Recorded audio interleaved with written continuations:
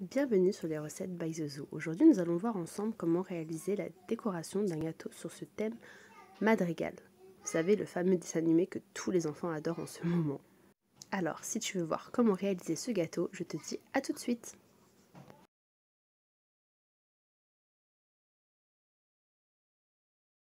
Nous allons avoir besoin de crème chantilly violette, de crème chantilly rose ainsi que de crème pâtissière, de fraises, de 2 génoises de taille différente ainsi que des colorants alimentaires, des fleurs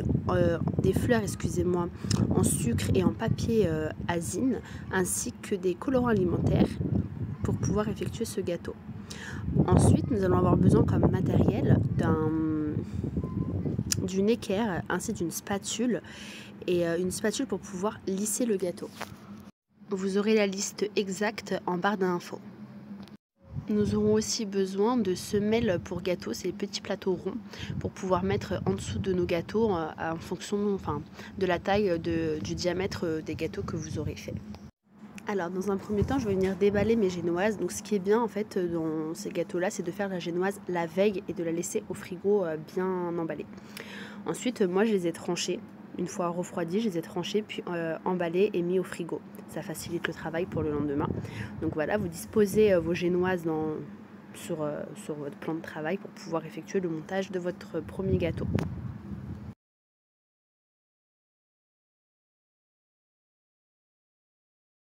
Alors voici les semelles, donc vous avez deux possibilités, soit de les acheter déjà faites, ça se vend dans le commerce, ou bien de les faire vous-même. Donc moi je les ai fait moi-même, j'ai découpé des cercles dans du carton et ça me sert de semelle. Alors il faut les découper en 2 exemplaires, ça va nous servir à lisser le gâteau, vous verrez par la suite. Alors sur notre semelle, on va venir disposer une première tranche de gâteau qu'on va venir imbiber avec du lait. Donc vous pouvez mettre du sirop de sucre aussi, moi je préfère mettre du lait. Mais il faut vraiment bien imbiber le gâteau pour qu'il soit vraiment moelleux. Pour l'imbibage, il faut vraiment pas hésiter, il faut vraiment bien imbiber le gâteau. Ensuite, on va venir prendre notre crème chantilly violette que j'ai mis dans une poche à douille et je vais venir former ce qu'on appelle des boudins de protection. Alors ça va être tout autour vraiment du bord du gâteau pour pouvoir emprisonner justement la crème pâtissière à l'intérieur.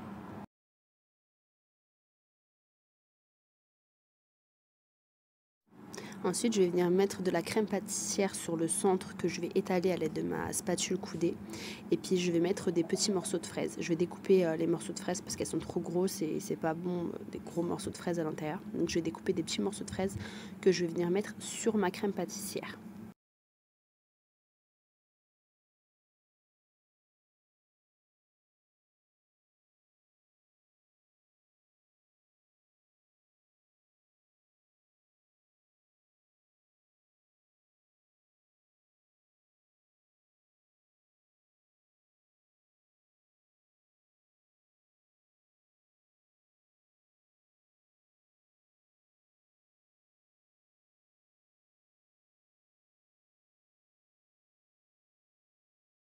Ensuite, je vais reproduire exactement les mêmes étapes avec toutes mes tranches de gâteau.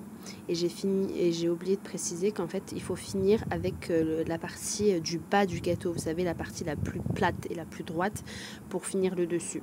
Et c'est exactement la même chose que la première partie. On imbibe bien. Sur la vidéo, j'ai oublié d'imbiber, mais il faut vraiment bien imbiber. On met de la crème pâtissière qu'on étale.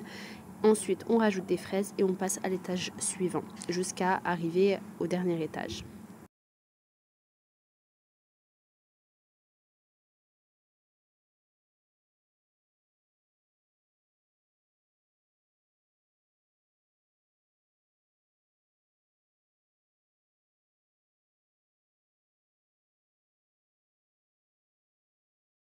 Ensuite, voilà, nous sommes arrivés au dernier étage. On imbibe bien et on recouvre le gâteau.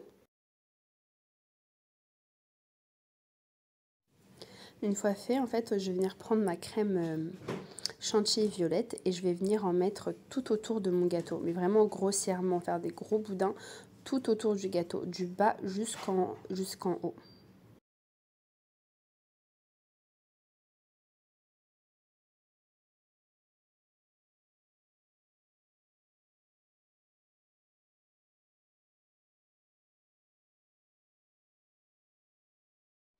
Puis ensuite, je vais venir mettre de la crème chantilly sur le dessus de mon gâteau. Maintenant, à l'aide de ma spatule coudée, je vais venir tout simplement étaler la crème un peu partout. Vraiment combler tous les trous, qu'il n'y ait pas de trous. Je vais venir étaler sur le dessus. Je vais recouvrir mon gâteau grossièrement avec la spatule.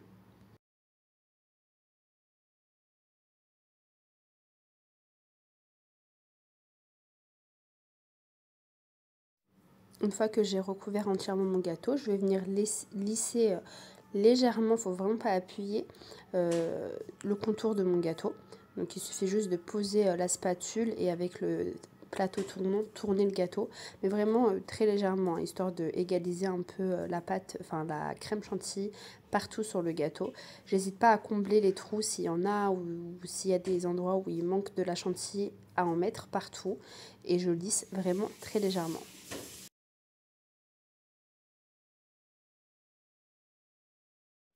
Une fois que j'ai recouvert tout mon gâteau de crème chantilly bien partout, je vais venir déposer la deuxième semelle sur mon gâteau.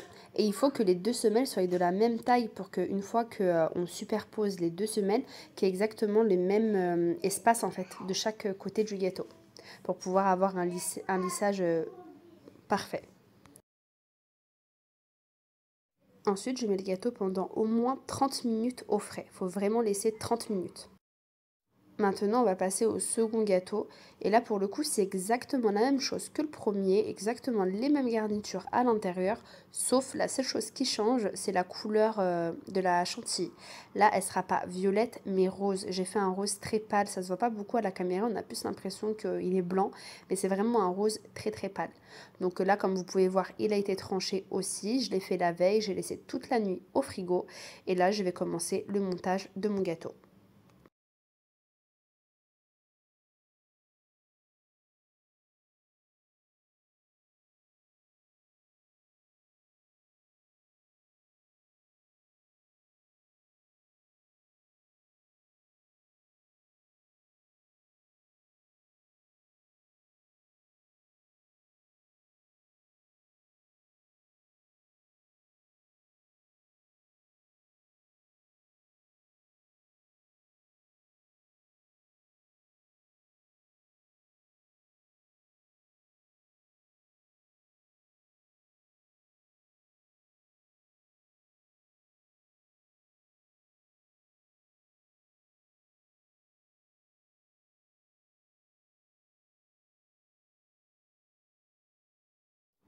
On va également le mettre au frais pendant minimum 30 minutes.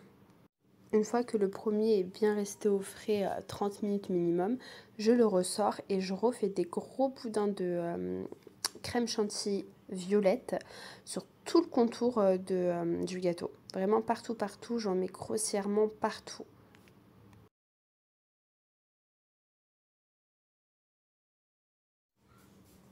Ensuite, je vais venir lisser avec la spatule coudée. Comme vous pouvez voir, étant donné que les deux semelles sont du même diamètre, et donc en fait j'ai juste à mettre de la crème partout et à lisser avec le lisseur. Donc voilà, et je fais ça jusqu'à obtenir un lissage voulu, jusqu'à ce que je trouve que ça me va, qu'il n'y a plus beaucoup de trous. J'hésite pas à recombler à chaque fois qu'il y a des trous, je remets de la crème, je relisse et je fais ça jusqu'à ce que j'obtienne le résultat voulu.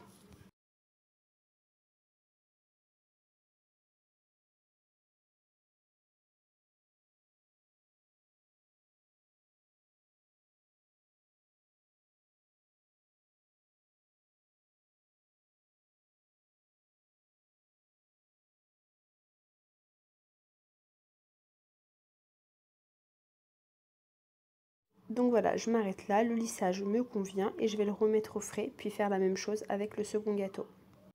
Donc voilà, le second gâteau est sorti du frais, rebelote, je mets de la crème partout et je relisse mon gâteau jusqu'à ce que ça me convienne.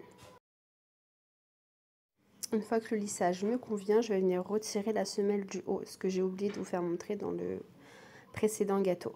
Puis je passe un petit coup de spatule sur le dessus et je remets mon gâteau au frais.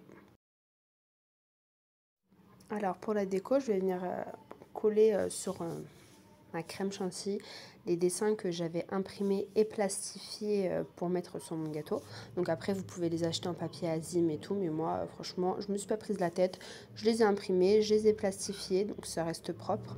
Et puis à l'aide de poches à douille et de douilles différentes, j'ai poché plusieurs crèmes de couleurs différentes. Donc vous voyez, il y a du vert, du rose, du violet. Et en fait, j'ai juste changé les embouts pour pouvoir avoir un joli rendu.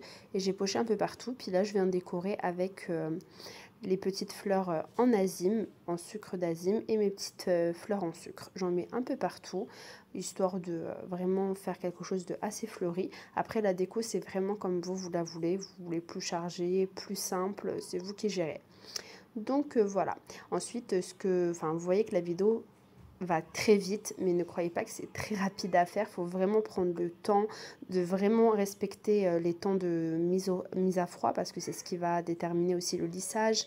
Il faut vraiment prendre le temps de faire ces gâteaux-là. Il ne faut pas les faire à la va-vite, parce que sinon, si on est pressé, il vaut mieux pas se lancer, parce qu'il faut vraiment être patiente et prendre le temps de faire chaque étape. Donc voilà le résultat final. J'ai superposé les deux gâteaux, j'en ai mis un sur l'autre.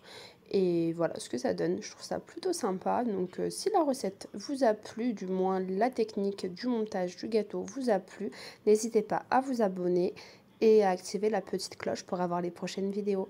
À bientôt!